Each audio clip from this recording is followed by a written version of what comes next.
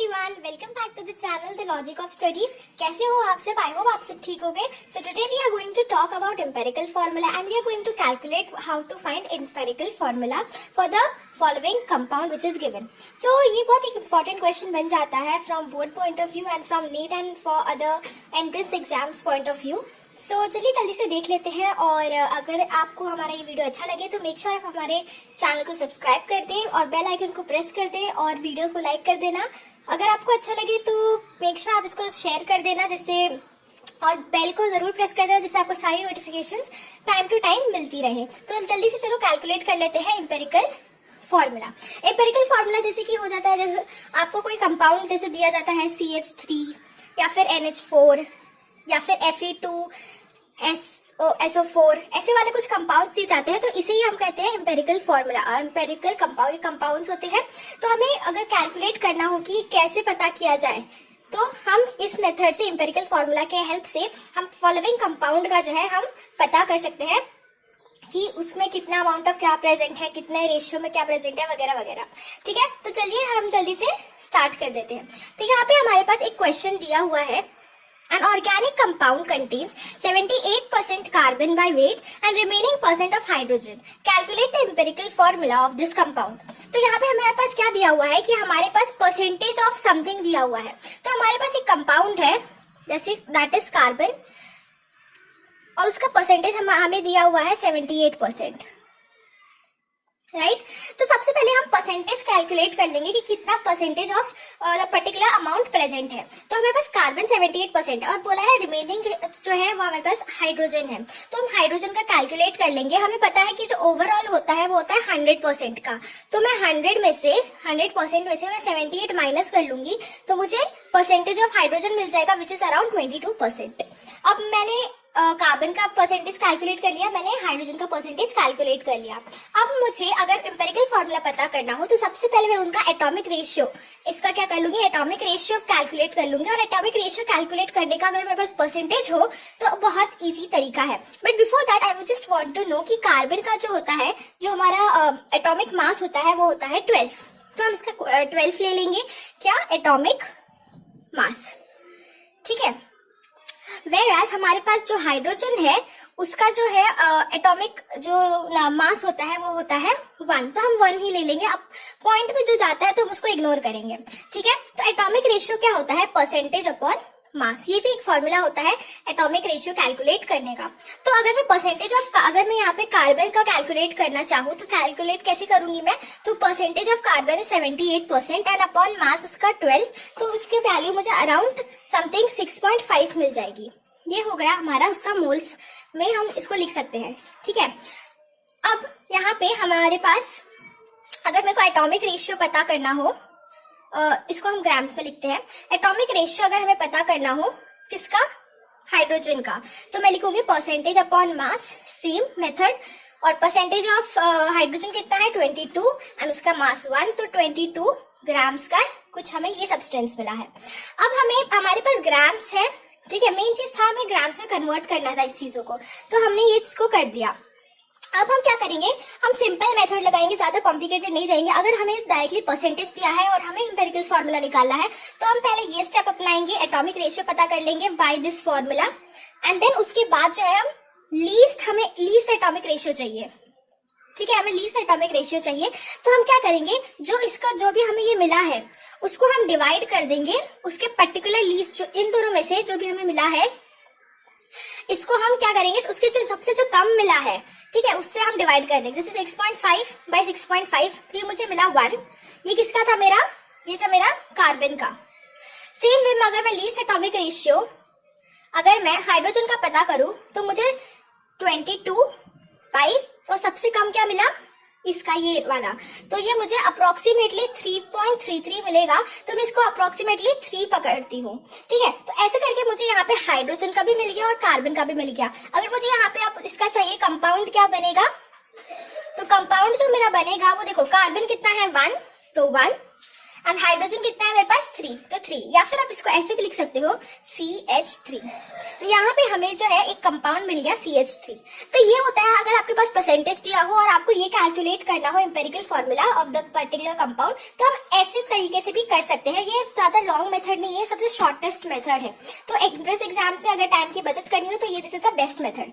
अब हम दूसरा एक देखते हैं सम, जहाँ पे आपको सिर्फ ग्राम्स में दिया होगा और आपको उसको परसेंटेज मतलब परसेंटेज से हम ग्राम में कन्वर्ट करते हैं, बट यहाँ पे हमें ग्राम में ऑलरेडी दिया होगा, हमें just empirical formula find out करना है। तो चलिए वो देख। ओके, तो यहाँ पे हमारे पास सेकंड क्वेश्चन है, a sulphide of iron was formed by combining 1.926 gram of sulphur with 2.233 gram of iron, calculate empirical formula.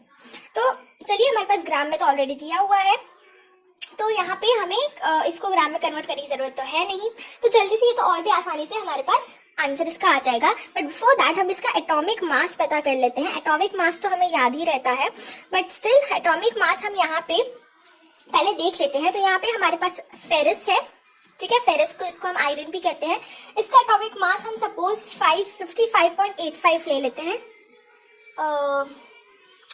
And then उसके बाद हम यहाँ पे, या फिर आप यू भी ले सकते हो, ऐसा कुछ नहीं है। एंड देन उसके बाद हम यहाँ पे सल्फर का ले लेते हैं विच इज अराउंड 32.07। यहाँ पे मैं अक्यूरेट वाला उनका जो एटॉमिक मास होता है वो मैं ले रही हूँ।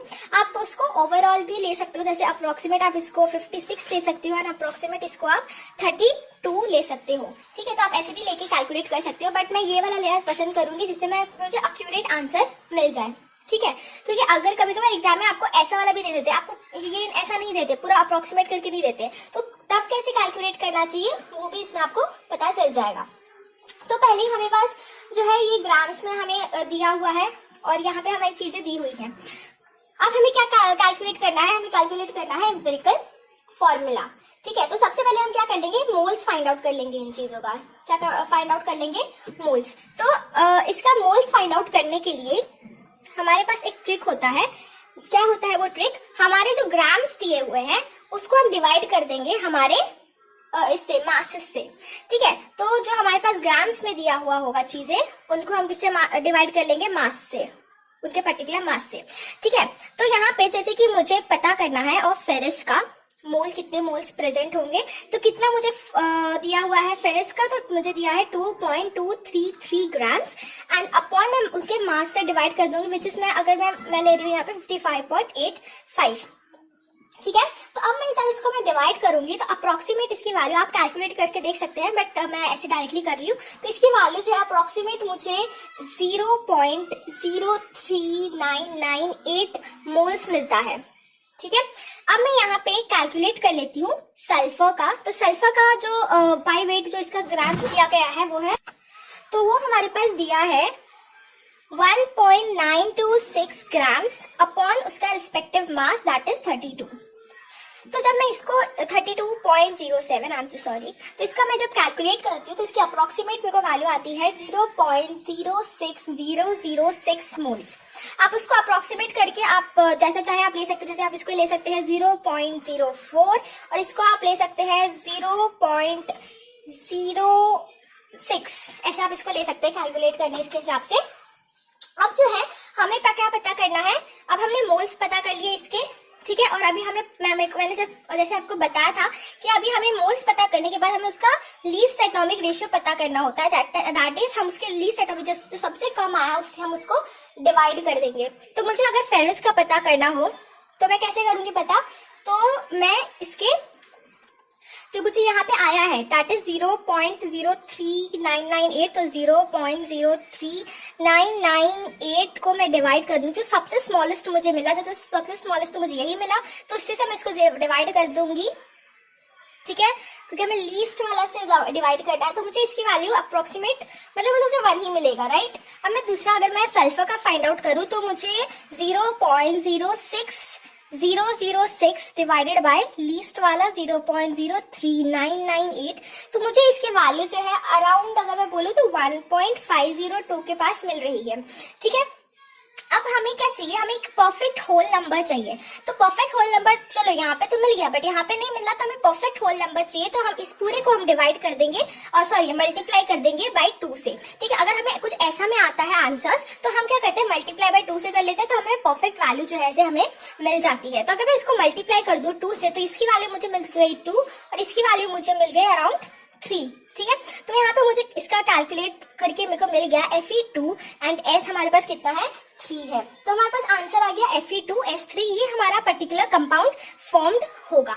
ठीक है, आई होप से आप लोग को समझ में आ गया होगा दोनों ही तरीकों से। अगर आपके पास परसेंटेज दिया हुआ है तो आप उसको कैसे ग्राम्स में कन्वर्ट करके मोल्स फाइंड आउट करके आप उसका कंपाउंड का जो है एम्पिरिकल फॉर्मूला निकाल सकते हैं। अगर आपको सीधा ग्राम्स में दिया हो तो आप कैसे आसानी से मोल्स पता करके आप उसका जो है रिस्पेक्टिव चीजों में एम्पिरिकल फॉर्मूला में पता कर सकते हैं। मैं आपको दोनों ही मेथड आपको सिखा दी है, जिससे कोई कंफ्यूजन ना रहे। आप आसानी से आप इसके क्वेश्चन जो है सॉल्व कर सकते हो। आई होप से आपको समझ में आया होगा हर एक चीज, हर एक पर्टिकुलर चीज। अगर नहीं समझ में आया हो तो आप दो कमेंट कीजिएगा, मैं और भी अच्छे तरीके से कोशिश करूंगी। सो चलिए मिलते हैं हम आपको न्यू वीडियो में। Till then thanks for watching, take care and bye bye.